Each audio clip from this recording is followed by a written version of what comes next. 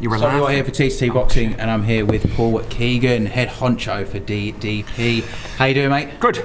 End of a long night. Well, actually, a fairly short night. Thinking about it, there's a few first rounders in there, probably more than you would have planned. But what's your sort of overall thoughts on this evening? Yeah, listen, it was good. It was what we wanted to do. It was a sold out show. I did get a little bit scared there when there was 2 or 3 first round knockouts straight away.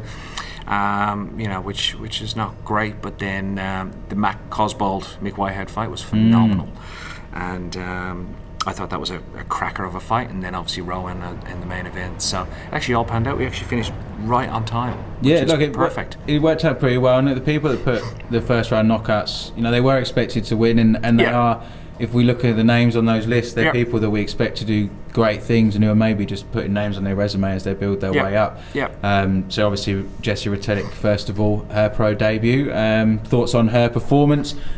Looked like she's got some power behind her. Yeah, Jess is made for the pro game. That's my opinion. She was really good amateur, 60 amateur fights, 51 wins, 9 losses. But her style and her whole presence is much more suited to the pro game, in my opinion. And she brings that whole package with her. Jess is the whole package in female boxing. I believe she's fun. She likes to have a bit of fun when she's making her entrances, her videos. She knows how to market herself, and she's extremely powerful. Extremely. The first time I met Jess was I was down catching up with Chris, and I could hear this girl whacking the bag behind her. It was like a shotgun in the gym. I thought it was a bloke behind me. And I said to Chris, "Who's that?" And he said, "Oh, that's Jessica." And so we've been keeping an eye on Jess, and I've always said to Chris, when Jess makes her debut, I want her to make her debut on a DDP show. So she certainly did that tonight.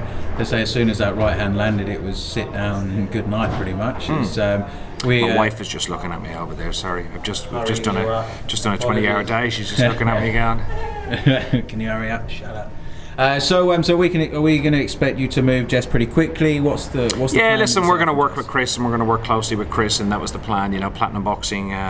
We work really well with that gym, and we've got a good relationship with them. So Jess, we're going to work with her again for sure, and see. Women's boxing is a little bit more difficult because of opponents. So with Jessica, with someone of her caliber, it's not going to be easy to find opponents. There's not going to be a lot of females who will want to fight Jessica in Australia. So a lot of her opponents will be overseas opponents, which is expensive. But in saying that, female boxing, you can get a girl up to a world title fight in the first 6 or 7 fights.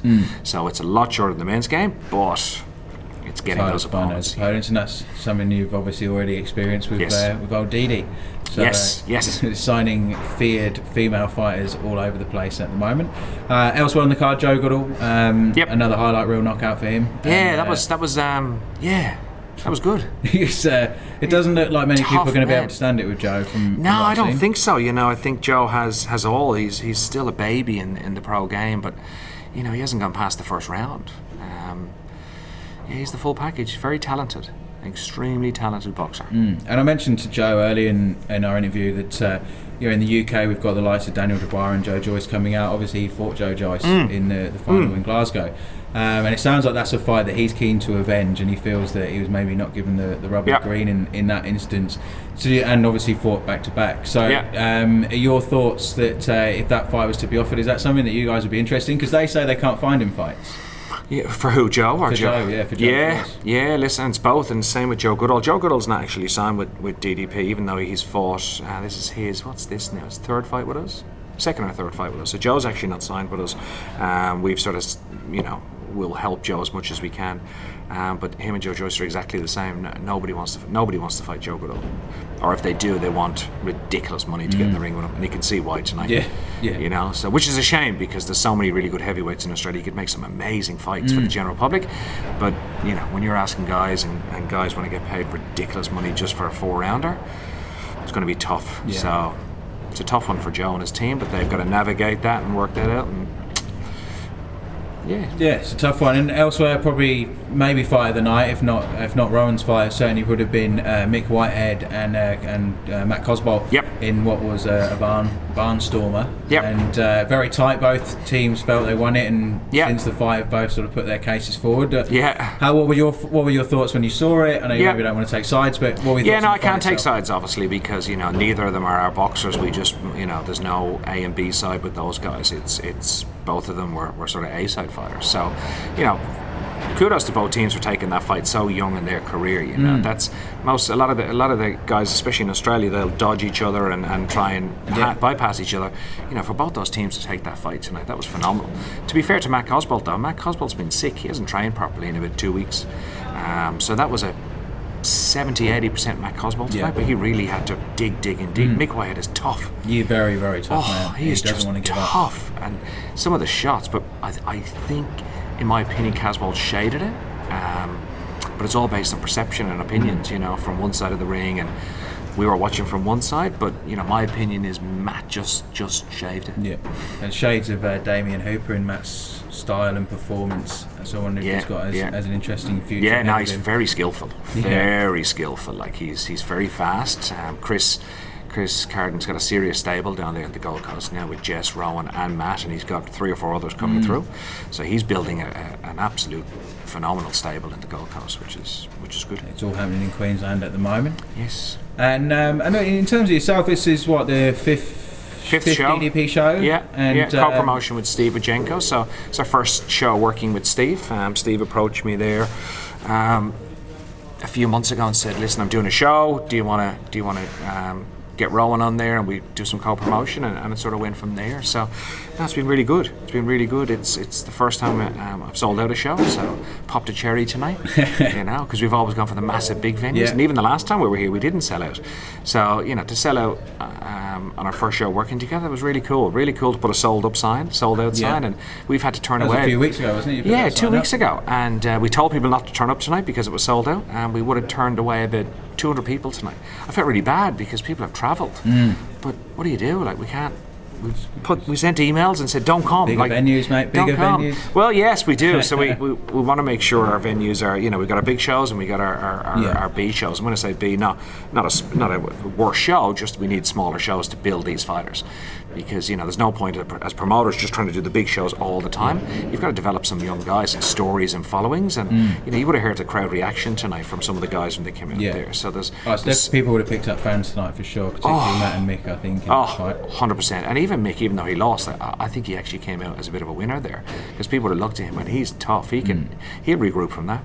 That'll be a good thing for him to get that 0 off his back. I think he'll come again easy. He's a future Australian champion, in my opinion. Yeah, so I mean, so obviously working with different promoters now yourself, I know that historically, we're speaking to every promoter in the business, it's hard to work with other people. Everyone wants to carve out their own patch, and people don't necessarily want to share what is a small market within the boxing space. Look, you've never sort of shied away from saying that you want to be number one, and I think surely that's good for competition. Yeah, listen, you know, someone said to me the other day, they said, you know, you're gonna piss other people off if you guys keep wanting to be the best, and that's madness to me. You know, it's not an arrogance thing. You know, I've been here since 6 o'clock this morning. It's a 20-hour day. I ain't doing a 20-hour day and haven't seen my kids since yesterday, just to be number 4. Do you know what I mean? And it's not that an arrogance thing. I love it when I see other promoters say we're the best, or they're the best and they've got the best shows, because that's what it's about. Because for me, if you know, if shows in Sydney or Perth or Adelaide or Melbourne or Gold Coast or even Brisbane here are selling out, that's good for the boxers. Yeah. Do you know what I mean? The more people that are talking about boxing, the better for everybody. Absolutely. So I love it. I think it's great that shows are selling out and shows are getting bigger and people are stepping up in terms of putting on much bigger shows. I think that's really cool, because it's great for all of us. And I just, it's not an arrogance thing on our part to say, we've never said once that we're better than anybody, and I think this is the misconception. Not once have I ever got on and said, I'm better than you, or do we want to be the best? 100%, because this is way too much hard work to do. Seriously, to go, you know, if I said to Rohan Murdock when I was signing him, my goals are to be the 5th best promoter in the country, he would have went, no, you're okay, mate, I'll give it a miss. So if that's arrogance, maybe it is arrogance, but, you know, I'm determined to make us the best version of we can be. That's not derogatory against anybody else. I have nothing but respect for every other promoter in the country, because I know how hard it is. It's ridiculously hard. And some of them have been doing it for 20 years, 15 years, 10 years. We've been doing it for a year and a half. Yeah. So I have nothing but respect. So you'll never see me bag someone else's show. It's just not my style. We've had people bag us, but, you know, it is what it is. We're respectful people, and we don't have an issue with anybody. We just want to do the best for our fighters, for our shows, and that's it. And for the sport, you know, And that's if it. the sport grows, everyone does better. Everyone's All the shows happy, sell you out know. and Unfortunately, everyone- boxing, it doesn't get the mainstream media, you know. So if a show happening in Melbourne tomorrow sells out and it's in the newspapers, that's great for us because that means people are talking about the sport. The worst thing in the world is for shows to fail and for promoters to fail. That's the worst thing in the world. You know, why is the UK flying at the moment? Because Eddie Hearn and Frank Warren, who have a serious dislike for each other, are going at it head to head. But that's why boxing is, you know, the UK is the centre of boxing right now. Why? Because they put on the best shows, because they've had to. Not because they want to, they've had to raise their standards. Yeah. I'm not saying that people are raising their standards because of us, but we want high standards. And we try to do every little thing to make the customer's experience really well, the boxer's experience really well, and everybody's experience. When they leave, I want them to think that was a good fucking show. That's I it. think you delivered on that tonight. I think I've only missed one of your shows so Yes, far. rude. I know, what a bastard. But the four that have been... Was Ben Damon here tonight? He wasn't. Ben Damon wasn't here tonight. There's a big miss from the boxing landscape. Yeah. When his head's This is not my first show without Ben Damon. Did you know that? Wow. So we both missed one. This is my evens. very first show without Ben Damon. He didn't turn up, so we might need to look at someone else for December. Thinking. And speaking of looking someone else, I understand you had a very dangerous sparring opponent lined up for Dennis Hogan. Yeah. But he didn't get a phone call. Tommy the Wild One what? What happened there? Tommy the Wild One what? I had to protect him. He's number one in the world right now. I can't afford to get him cut. Plus his confidence. So I said, Tommy's going to fly up and spar you. And he went, I can't do that. I heard that. Don't put me in there. I was ready. I had the gloves. I know. You look like you were ready. I'm looking and going. You would. Well, next time we'll get ourselves down to the would've- Stratton Gym. Yes. And we'll do a day with Dennis and the boys. Yes. But look, I can see your wife hurrying us both along. Yes. So I'll let you go, Paul. As always, thanks for your accommodation. Thanks for your hospitality and your time. And we'll see you at the next DDP show. Thanks, Tommy. In December. In December 15th, Brisbane. Brisbane. Bring it on. We'll see you then. Cheers. Cheers, mate.